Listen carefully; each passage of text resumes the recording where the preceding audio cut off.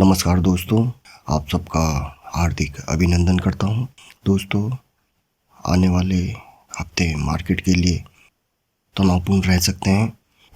बोले तो 29 तारीख से मार्केट में बहुत उतार चढ़ाव आ सकता है। क्यों आएगा उसके बारे में मैं बताऊंगा, और भी बहुत से मैंने अपडेट देना है आपको, इसलिए बिना कोई टाइम वेस्ट किए हुए शुरू करते हैं। दोस्तों, आप देख सकते हैं बिटकॉइन का चार्ट लगाया मैंने। क्यों लगाया है? क्योंकि मंडे मार्केट भी ओपन रहेगा और कल से संसद का शीतकालीन सत्र भी स्टार्ट हो जाएगा। और शीतकालीन सत्र में बिटकॉइन को लेकर चर्चा का प्रावधान किया गया है। हो सकता है इसको लेकर, बिटकॉइन को लेकर कोई बिल भी आ जाए। और दोस्तों, इसमें आपको ध्यान देना है कि शीतकालीन सत्र में बिटकॉइन के ऊपर चर्चा का प्रावधान करना, उसको लेकर बिल लाने की बात करना, ये किस ओर इशारा करता है? तो दोस्तों, ये इस ओर इशारा करता है कि सरकार बिटकॉइन को पूर्ण रूप से बैन करने के पक्ष में नहीं है, बल्कि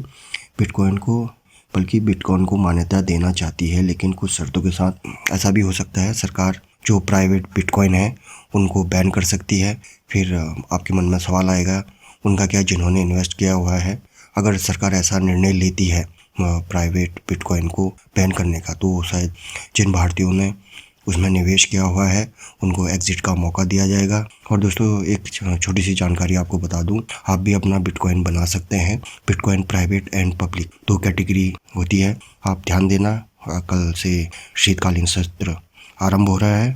दोस्तों, कल आपने भारतीय मार्केट के साथ साथ विदेशी मार्केटों में भी नज़र रखनी है, खासतौर से अमेरिका के मार्केट में। मैंने पिछले वीडियो में बताया था, अमेरिकी मार्केट में भी 26 तारीख को भारी गिरावट आई थी, और उसका कारण था कोविड का जो नया वेरिएंट है, जिसका नाम ओमिक्रॉन नाम दिया है, अफ्रीकन वेरिएंट। तो इसकी वजह से बड़ी उठापटक जारी रह सकती है आने वाले हफ्तों में, यानी 29 तारीख से मार्केट शुरू हो जाएगा। तो आप नज़र रखना। और आप सुन रहे होंगे अमेरिका में बाहर इसको लेके बहुत चिंता जाहिर की जा रही है। एक चीज़ और जो अमेरिका की मार्केट में गिरावट की एक और वजह थी, वो थी इनके बेरोजगारी के आंकड़े, जो 52 साल में अब तक के सबसे ज़्यादा बेरोजगारी के आंकड़े आए हैं। तो अगर भारत की बात करें तो भारत में राहत की बात यह है कि यहाँ अभी अर्थव्यवस्था धीरे धीरे पटरी पर आ रही है, कामकाज धीरे धीरे पटरी पर लौट रहा है। एक बात याद रखना, भारत में अगर नया वेरिएंट नहीं आता, लॉकडाउन नहीं लगता, लेकिन विदेश में या अमेरिका में या ग्लोबली लॉकडाउन लगता है, जो कोविड का नया वेरिएंट है उससे लॉकडाउन लगने की खबरें आती है, तो ग्लोबल मार्केट तो गिरेगा ही, उसका असर भारतीय मार्केट में भी पड़ेगा, चाहे भारत में इस नए वेरिएंट का केस आए या ना आए। क्योंकि जो ग्लोबल मार्केट होते हैं वो एक दूसरे के से कहीं ना कहीं इनडायरेक्टली कनेक्ट रहते हैं, और उनको कनेक्ट कौन करता है? जो इवेंट होते हैं बड़े बड़े। और अभी का सबसे बड़ा इवेंट क्या है? कोविड। और दोस्तों, आपने शायद 26 तारीख को गौर नहीं किया होगा, जहां मार्केट में पूरी तरह गिरावट थी, वहीं एक सेक्टर ऐसा था जिसमें हरियाली थी। कि दोस्तों, जो ये शेयर मार्केट है, ये हमारी सोच से 10 कदम आगे चलता है। मार्केट में या ग्लोबली कुछ भी बुरी खबर आई, वो किसी ना किसी सेक्टर के लिए अच्छी खबर होती है। वो कौन सी है मैं आपको बताऊंगा। उस सेक्टर को बताने से पहले मैं आपका ध्यान ले जाना चाहूँगा, ये डाउ जोन्स अमेरिका का इंडेक्स है, इसमें 2.5% से ज़्यादा गिरावट थी।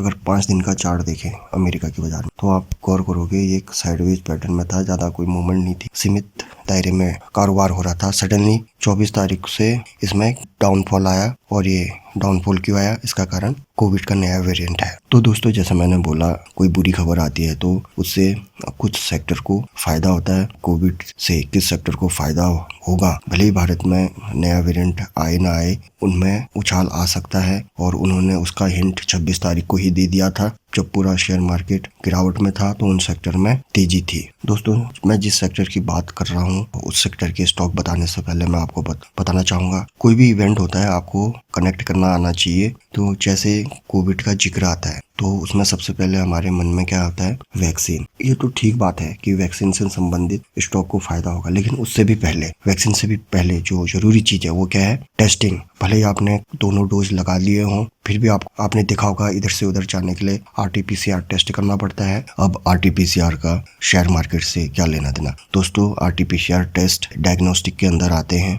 जितने भी पैथोलॉजी वाले स्टॉक है उन पर ध्यान रखना है, उसमें से मैं आपको बताऊंगा। और दोस्तों, एक एक्स्ट्रा जानकारी के लिए आपको बताऊं, जो ये नया वेरिएंट आया है, दोस्तों WHO का कहना है जो वैक्सीन बनाई है अलग अलग देशों ने, उसमें भारत भी है, तो वो पुराने वेरिएंट को ध्यान में रख के बनाई गई थी। वो वैक्सीन जो नया वेरिएंट है ओमिक्रॉन अफ्रीकन वेरिएंट, उसमें कितना कारगर साबित होगा अभी इसका पता नहीं है। इसके अभी ऊपर शोध चल रहा है, इसलिए इसको खतरा बताया जा रहा है और ये डेल्टा और डेल्टा प्लस वेरिएंट से भी खतरनाक इसको बताया जा रहा है। तो आपने जितने भी डायग्नोस्टिक यानी पैथोलॉजी से संबंधित उन शेयर के ऊपर ध्यान रखना है और उसमें से शेयर मैं आपको बताऊंगा। ये कोई रिकमेंडेशन नहीं है, आपको स्टडी पर्पज के लिए मैं बता रहा हूँ। तो दोस्तों आप यहाँ पर देख सकते हैं डॉक्टर लाल पैथ लैब, इसमें 26 तारीख को 6% से ज्यादा की तेजी थी, जबकि पूरा मार्केट गिरावट में था। तो इसमें ध्यान रखना आप। और वैसे भी आपने गौर किया होगा, जब से कोविड आया है जितने भी फार्मा सेक्टर से संबंधित स्टॉक हैं, केमिकल सेक्टर के जितने भी स्टॉक हैं, इन दो फार्मा और केमिकल सेक्टर ने भी अच्छा रिटर्न दिया। कोविड के कारण इनको बहुत फायदा हुआ। ऐसे स्टॉक्स में भी तेजी आई जो फंडामेंटली वीक है, तो आपने उन फंडामेंटली वीक स्टॉक से बचना है। और मैं आपको ये डॉक्टर लाल पैथ लैब का उदाहरण क्यों दे रहा हूँ, तो दोस्तों अगर हम इसका मैक्सिमम चार्ट देखेंगे 2015 से शुरू हुई अब तक इसने बहुत ही अच्छा प्रदर्शन किया है। और मैं 5 साल का अगर चार्ट देखूं यानी कोविड से पहले का, कोविड से पहले भी दोस्तों इसमें तेजी ही थी। तो आप देख सकते हैं कि इसने कोविड से पहले भी अच्छा प्रदर्शन किया और ये डायग्नोस्टिक यानी टेस्टिंग से संबंधित काम करता है। भले कोविड आए ना आए, टेस्टिंग तो हमेशा चलती रहती है और डॉक्टर के पास आप जाते हो, उनको डाउट होता है तो सबसे पहले आपको ब्लड टेस्ट या अदर टेस्ट करने को कहते हैं, तो ये सब पैथोलॉजी लैब्स वाले करते हैं। तो आप इसमें नज़र रखना। दोस्तों आप देख सकते हैं यहाँ पर मैंने दूसरा स्टॉक लगाया हुआ है, डीवीज लेबोरेटरी निफ्टी 50 में है। इसमें देख सकते हैं आप 26 तारीख, इसमें भी तेजी थी। और इससे पहले जो स्टॉक दिखाया था आपको डॉक्टर लाल पैथ लैब, उसमें तो 6.5% से ज़्यादा की तेजी थी। तो इसमें भी आप ध्यान देखना। मैं एक बार फिर से आपको बोल रहा हूँ, ये कोई रिकमेंडेशन नहीं है और मैं जो भी स्टॉक बता रहा हूँ आपको फंडामेंटली स्ट्रॉन्ग है। तो ये तो हो गए दोस्तों, ऐसे बहुत शेयर हैं लेकिन इनमें से मैंने जो फंडामेंटली स्ट्रॉन्ग उन्हीं को मैं आपको बता रहा हूँ। दोस्तों ये तो हो गए टेस्टिंग से संबंधित शेयर। अब बात आती है वैक्सीन की। फाइजर आपको पता ही होगा, मानी जानी कंपनी है, इंडिया में भी लिस्ट है, विदेशी कंपनी है। फाइजर ने अपनी वैक्सीन बनाई है। इन्होंने बोला था हम एक पिल बनाएंगे जिसको खाने से कोरोना में लाभ मिलेगा। तो आप इसमें देखना। और इस स्टॉक में उतार चढ़ाव बहुत आता है। आप इसका ऑल टाइम चार्ट देखोगे तो अच्छा ही है। और 23,000 करोड़ से ज़्यादा का मार्केट कैप है, मिड कैप कंपनी है, इसलिए उतार चढ़ाव तो इसमें हो गई। तो आप इसमें भी ध्यान देना। दोस्तों ये है AstraZeneca pharma India limited. AstraZeneca भी विदेशी कंपनी है जो भारत में भी लिस्ट है। और कोविशील्ड आपने नाम सुना ही होगा, उसमें एस्ट्राजेनेका ने भी सहयोग किया है उसको बनाने में। भारत की वैक्सीन है कोविशील्ड और कोवैक्सीन।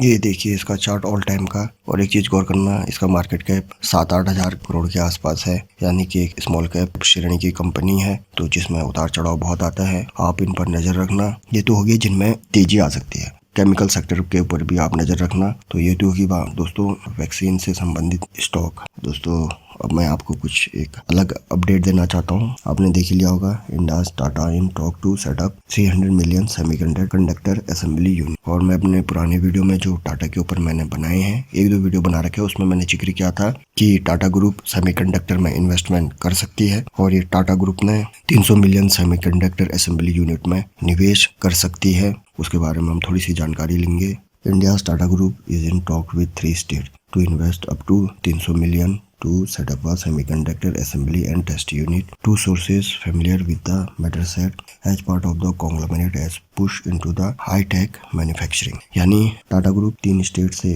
बातचीत कर रहा है, किसको लेकर? 300 मिलियन इन्वेस्ट करने को लेकर। किसमें? Semiconductor assembly and testing unit. और वो स्टेट कौन कौन से हैं वो मैं आपको बता देता हूँ। वो हैं साउदर्न स्टेट यानी दक्षिण भारत के, तमिलनाडु, कर्नाटक एंड तेलंगाना। अच्छी खबर है ये टाटा ग्रुप के लिए, खासतौर से Tata chemical, Tata Motors, Tata power. तो आप ध्यान देना। ये तो हो गई टाटा ग्रुप को लेकर अपडेट की बात। दोस्तों ये अपोलो हॉस्पिटल्स में भी ध्यान रखना, मैं बताना भूल गया आपको, इसलिए अभी बता रहा हूँ। क्योंकि अपोलो हॉस्पिटल्स में टेस्टिंग होती है और कोविड वैक्सीन भी दी जाती है। 26 तारीख को इसमें भी मामूली सी बढ़त थी, इसमें ध्यान देना। और साथ ही साथ मेट्रोपोलिस हॉस्पिटल के शेयर के ऊपर भी आप ध्यान देना। दोस्तों आप देख सकते हैं यहाँ पर रिलायंस को लेकर खबर आ रही है। एयरटेल और वोडाफोन आइडिया के टैरिफ प्लान के मूल्य में बढ़ोतरी करने के बाद रिलायंस ने भी अनाउंसमेंट कर दिया है कि वो अपने टैरिफ प्लान के प्राइसेस बढ़ाने वाले हैं। कितने? 21% तक। ये यहाँ पर लिखा है 21%। और ये कब से लागू होंगे? 1 दिसंबर से। यानी 1 दिसंबर से जियो के रिचार्जेस भी महंगे हो जाएंगे। यानी जो लोग प्रीपेड सिम यूज करते हैं जियो की, उनको 1 दिसंबर से रिचार्ज के लिए ज्यादा पैसे देने पड़ेंगे। और गौर करना एक बात और, जो वोडाफोन और एयरटेल है उन्होंने 25% तक प्राइस बढ़ाए हैं। इन्होंने 21%। टेलीकॉम सेक्टर की बात करें तो सिर्फ 2 ही कंपनी टक्कर की हैं। एक तो रिलायंस जियो हो गया और एक हो गया भारती एयरटेल। बाकी वोडाफोन आइडिया को कंपटीशन से बाहर ही कर दो, क्योंकि उसका खुद सर्वाइव करने के लिए मुश्किल हो रही है। तो इन दोनों पर नजर रखना आप। तो दोस्तों ये कुछ अपडेट्स थे। और तो दोस्तों वीडियो को यहीं पर विराम देता हूँ। आशा करता हूँ आपको वीडियो पसंद आया होगा। आप स्वस्थ रहें, खुश रहें, शेयर मार्केट से अच्छा मुनाफा कमाएं, एक सफल निवेशक बने। बहुत बहुत धन्यवाद।